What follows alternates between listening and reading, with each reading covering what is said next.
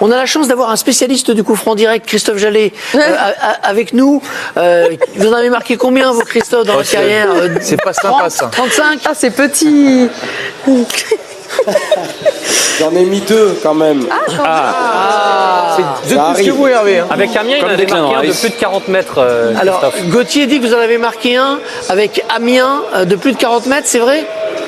A priori. C'est votre dernier but en pro. C'est le dernier but de ma carrière, mais j'avais pas fait exprès parce que je voulais centrer. Mais bon, ça compte. Hein. Et ça, j'ai pas voulu le préciser. Un peu comme votre but en équipe de France, en fait. Vous êtes l'homme qui ne fait jamais exprès. Un peu pareil, ouais. C'est Faut toujours miser sur la chance. C'est une belle interview Bon, après d'après-match que vous lui faites là. ce petit hommage à Christophe Jallet. Ils ont été excellents. Revenons sur cette victoire d'Arsenal qui a de l'ampleur grâce au troisième but. C'est le troisième but qui fait un peu la différence quand même sur l'impact qu'aura ce match aller. On va le revoir, ce but. Il est pas vraiment sur ses appuis et C'était aussi dans le jeu. Voilà, par rapport au Real ce soir, j'ai trouvé qu'ils avaient Une deuxième vraiment dominé offensif. Enfin bref, ils ont dominé un peu partout et je suis contente que ça se soit récompensé par un but et non pas qu'on retienne non plus que les magnifiques coups francs de Declan Rice. Ouais, le Arsenal a complètement, François et Christophe, étouffé cette équipe du Real en seconde période. Oui, ça s'est dessiné en effet après la pause parce que les débats étaient plutôt équilibrés en première période, mais on a vu ensuite tout le dynamisme des Gunners, la variété aussi dans le jeu. Alors bien sûr, ça se débloque sur le premier coup franc de Rice, mais ça vient après déjà des situations chaudes devant le but de Courtois. Oui, c'est sûr, collectif. Trop d'intensité et avec cette qualité collective. Et parmi les joueurs qui ont eu un rôle déterminant ce soir, et il y a Lewis Kelly, enfant du club, 18 ans seulement, qui a fait un énorme match. Oui, c'est la révélation de la saison à Arsenal. À 18 ans, il n'était pas programmé pour jouer aussitôt, en tout cas enchaîner les rencontres comme il le fait actuellement avec cette équipe des Gunners. Ça, c'était la composition de départ au coup d'envoi, où effectivement, on le positionne au poste de latéral gauche, mais finalement, il a ce rôle qu'on voit aussi dans les équipes de Pep Guardiola et qu'Arteta utilise, que ce soit avec son latéral droit et avec son latéral gauche, où il vient se positionner au milieu de terrain. oui, il vient souvent au milieu de terrain faire le décalage, notamment dans la construction, pour faire un box de 4 au milieu de terrain. C'est un joueur très intelligent, très à l'aise techniquement, qui va vite. Et comme l'a dit Gauthier, c'est justement la blessure de Calafiori qui lui a permis de gagner des minutes. Dans les petits espaces, il s'affole jamais, il joue pas vraiment comme un défenseur. Et il joue pas non plus comme un ailier un peu Zébulon qui court partout. Je trouve qu'il a ce côté quand même un peu milieu de terrain aussi, d'avoir cette sérénité, de trouver des passes assez justement. C'est un petit coup de cœur, c'est vrai. Avant d'aller à Munich pour un spectaculaire Bayern-Inter dans 3-4 minutes, juste il faut qu'on parle du Real et du match peut-être de Kylian Mbappé qui a... Mais il défend jamais, et je pense que si le Madrid prend autant la marée, c'est que les 3 devant ou les 4 comme vous voulez, ils en font pas beaucoup, et c'est pas celui qui en fait le plus, il a pas la moyenne Mbappé. Mais moi, je suis pas d'accord avec problème, quoi. Je suis pas d'accord avec toi sur ton analyse. Sur les 4 de devant, c'est lui le meilleur. Mais c'est pas le moins pire, c'est lui le meilleur des 4 devant. Après, moi, ce que je trouve, c'est le plan de jeu du Real Madrid. À 2-0, ils étaient dans leur camp encore, ils sont même pas allés presser. Ça, c'est pas de la faute. Ça, on peut pas l'imputer à Mbappé. Si son équipe, elle est devant son but à camper, ou qu'ils ne font pas le pressing, mais le pressing, tu peux pas le faire. Tu peux pas le faire avec Mbappé parce qu'il ne le fait pas le pressing. On a le même problème en équipe de France. Tu peux pas presser, il presse pas lui. Son milieu de terrain a été noyé. Son milieu de terrain a été noyé par l'intensité. Les choix au milieu de terrain, c'est que des joueurs à vocation offensive. On l'a dit avant le match que le milieu de terrain du Real Madrid était totalement déséquilibré. Mais est-ce qu'il est très protégé, le milieu de terrain? Pas trop non plus. Ouais, mais il n'y a pas qu'Mbappé. Il n'y a pas qu'Mbappé, mais là on parle de lui. Mais là tu lui mets combien sur ce match-là? Mieux que les 3 autres. Oui, mais combien sur 10? Mieux que les 3 autres. Non, mais je leur mets pas je mets une bonne note à aucun des joueurs du Real Madrid. Ils en ont pris 3. Il manquerait plus qu'il ait 8. Il y a surtout aussi une chose symptomatique ce soir, c'est qu'il y a un vrai sentiment d'impuissance qu'on a vu à Madrid et qu'on avait rarement vu par le passé. Il avait pourtant des très bons joueurs devant lui. Il n'a jamais pu trouver les solutions. Je l'ai vu ça impuissant. Il y a 2 ans, lorsqu'ils perdent 4-1 ou 4-0 contre City. Pour moi, c'est un remake de ce match-là où ils n'ont pas existé par l'intensité d'une équipe anglaise en face. Après, il y a aussi un problème de constitution placé au milieu de terrain. On sait à quel point il a été important dans toutes les conquêtes du Real ces dernières saisons. Là, il manque clairement un milieu de terrain, d'autant que il y a un joueur offensif en plus. Ça confirme quand même une impression qu'on a depuis plusieurs semaines d'un Real en difficulté, battu, on le rappelle, 10 fois depuis le début de la saison. 11e fois du coup ce soir. 11e fois ce soir. François et Christophe, au-delà des cas de dépasser presque juste la première phase, ils ont été longtemps potentiellement éliminés et se sont qualifiés que pour les barrages. Est-ce que vous voulez entendre le héros du soir, Declan Rice? Ce serait bien. Eh bien, écoutons-le. It's been in the locker, but I've hit the wall too many times or it's gone over the bar and originally we was going to cross it. Je pensais que j'allais centrer, j'ai vu le mur s'écarter, donc pour le premier but j'ai juste tenté ma chance. C'était une question de feeling et sur le deuxième j'ai eu la confiance de le tenter, de le mettre là. Je suis très heureux, très excité et en plus on a fait un clean sheet, c'était incroyable, c'était super spécial ce soir. Avec la traduction de Sébastien Martins. Il a dit au début qu'il avait un magasin quand même le coup franc. La traduction est arrivée un peu plus tard. Il a dit je l'avais en magasin. Je l'avais en magasin.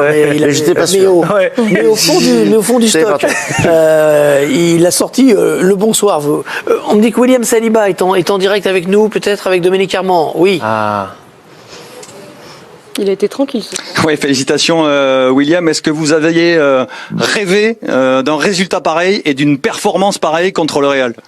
Oui, bien sûr. On savait que ça allait pas être facile aujourd'hui. On joue à la maison devant nos fans et on sait qu'il y a 2 matchs. Donc on voulait gagner aujourd'hui et 3-0, ça fait du bien. On est très content de notre performance. On n'a pas concédé de but et une soirée parfaite aujourd'hui.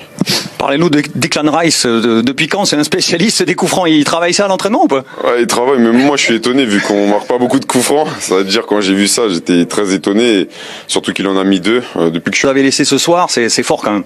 Ouais, c'est fort, on va pas se mentir, il y a 3-0, donc on va aller là-bas pour gagner encore. Faudra pas aller là-bas pour défendre tout le match ou se dire que le travail est fait. Non, le travail n'est pas fait. Faut qu'on aille là-bas pour gagner encore et on espère qu'on va se qualifier et on doit se qualifier. Et puis Saliba Mbappé, ça s'est bien passé pour vous encore? Ouais, aujourd'hui ça s'est bien passé, mais il y a un deuxième match. C'est-à-dire qu'il faut rester concentré et j'espère qu'on fera un clean sheet aussi là-bas. Merci et bravo William. Bonne soirée. Et le deuxième match, ce sera la semaine prochaine, rappelons-le, dès mercredi sur Canal. Il y a une chose qu'ils viennent de mentionner qui est juste, ils vont là-bas pour gagner. Ce qu'ils ont fait ce soir aussi, c'est au-delà du résultat, c'est que chaque fois qu'ils ont marqué, ils sont tout le temps allés de l'avant, ils se sont jamais reposés en se disant, ils ont jamais laissé le Real Madrid respirer. Thibaut Courtois, le gardien du Real, avec Dominique Armand. Oui Thibaut, c'est une défaite très sèche. Est-ce que vous comprenez, est-ce que vous analysez ce qui s'est passé ce soir? Ouais, c'est un peu dur. Naturellement, on sait qu'Arsenal, c'est une équipe qui joue bien, qui crée beaucoup d'enjeux. Donc, au final, c'était pas notre meilleur match. Je crois le premier mi-temps, on a bien géré, on a bien défendu, on a raté leur possession, leur ballon entre les lignes et on a fait des contres pas mal, je crois. Et le deuxième mi-temps, là, eux, ils ont mis un rythme de plus, une vitesse de plus, et là, on n'a pas su bien défendre les actions.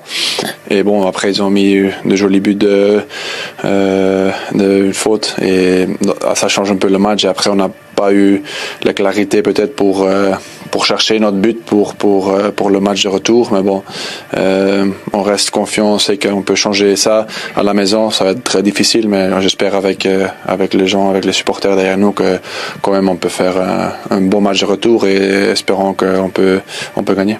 Jusque là vous aviez tout sorti, mais ces 2 coups francs là, ils sont inarrêtables.